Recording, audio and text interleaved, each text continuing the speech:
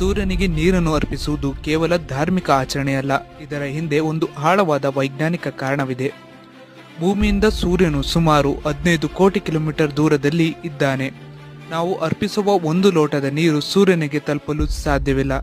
ಹಾಗಿದ್ದರೆ ಯಾಕೆ ಅರ್ಪಿಸಬೇಕು?